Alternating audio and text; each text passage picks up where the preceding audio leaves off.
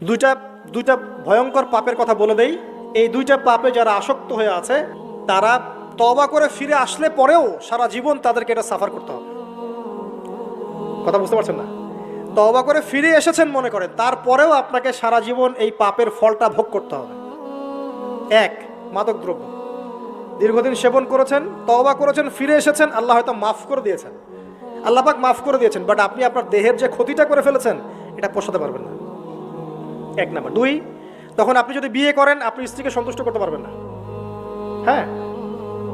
দুই নাম্বার হচ্ছে এই যে গোপনে যুবকরা যে পাপটা করে, মাস্টারবেশন, যেটাকে আমরা বলি হস্তমৈথুন, এই পাপ যেসব যুবকরা করছে বা করে, এবং অ্যাভেলেবেল এই পাপটা সবাই করে, কারণ এখন পর্নের যুগ, পর্ন দেখলে তো আর কোনো উপায় নাই, তখন তো এই পথেই যেতে হচ্ছে, নিজের উপরে নিজেকে জুলুম করতে হচ্ছে।